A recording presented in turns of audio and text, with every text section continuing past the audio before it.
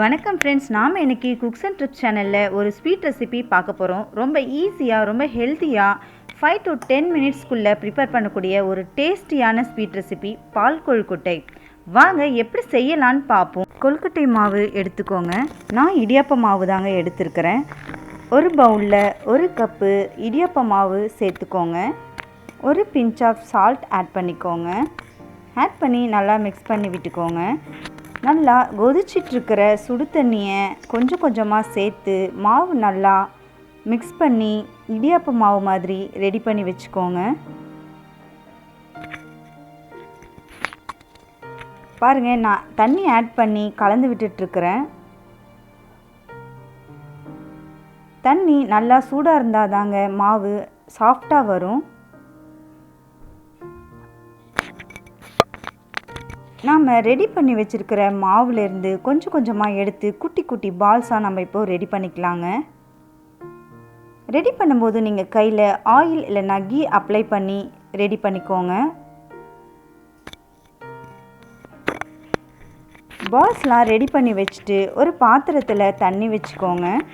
தண்ணி வச்சு அதில் பால் சேர்த்து நல்லா கொதிக்க வைங்க. பால் நல்லா கொதித்து வந்ததும் நம்ம ப்ரிப்பேர் பண்ணி வச்சுருக்கிற கொழுக்கட்டைங்களை ஒன்று ஒன்றா அதில் சேர்த்துக்கலாங்க.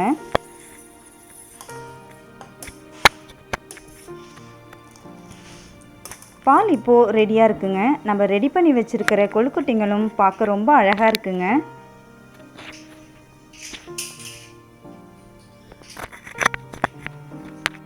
இப்போது இந்த கொழுக்கட்டைங்களை நம்ம கொதிக்கிற பாலில் எடுத்துகிட்டு போய் சேர்த்துக்கலாங்க.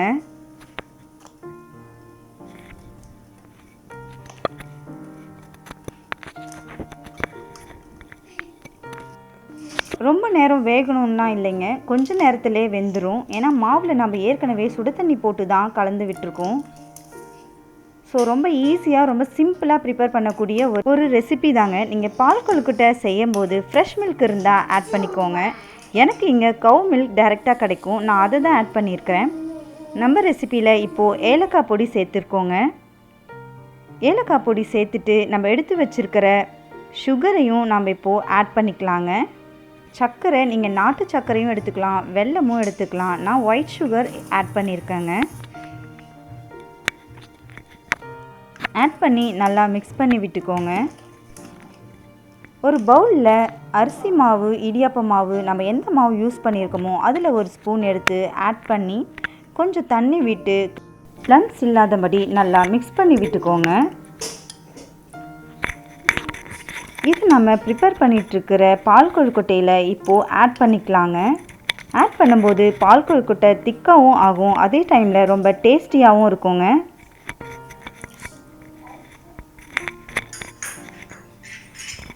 பாருங்கள், இப்போ சேர்த்தாச்சு. சேர்த்துட்டு நீங்கள் உடனே கலந்து விட்டுக்கோங்க. நம்ம ரெசிபிக்கு இன்னும் டேஸ்ட் அதிகரிக்க நாம் தேங்காய் பால் சேர்க்க போகிறோங்க. திக்கான தேங்காய் பால் நம்ம ரெசிபிக்கு யூஸ் பண்ணிக்கலாங்க. தேங்காய் பால் பாருங்கள், நல்லா திக்காக எடுத்து வச்சுருக்கேன். அப்போ தான் ரெசிபி ரொம்ப டேஸ்டியாக இருக்கும். இதையும் ஆட் பண்ணிக்கோங்க. தேங்காய் பால் ஆட் பண்ணி ரொம்ப நேரம் நம்ம ஆனில் வச்சுருக்கக்கூடாதுங்க. நல்லா மிக்ஸ் பண்ணி விட்டுட்டு நம்ம ஆஃப் பண்ணி எடுத்து சர்வ் பண்ணிக்கலாங்க. சுட சுட ரொம்ப டேஸ்டியான, ரொம்ப ஈஸியாக பண்ணக்கூடிய பால் கொழுக்கட்டை இப்போது தயார். நீங்களும் ட்ரை பண்ணி பாருங்கள். இந்த வீடியோ உங்களுக்கு பிடிச்சிருந்தா லைக் பண்ணுங்கள், ஷேர் பண்ணுங்கள், கமெண்ட் பண்ணுங்கள், சப்ஸ்கிரைப் பண்ணுங்கள். மறக்காமல் பெல் ஐக்கானையும் கிளிக் பண்ணுங்கள். அப்போ தான் நான் போடுற வீடியோஸ் உங்களுக்கு நோட்டிஃபிகேஷனில் வரும். பாருங்கள், நம்ம பால் கொழுக்கட்டை இப்போது ரெடி ஆயிருச்சு. Thanks for watching Cooks and Trips channel.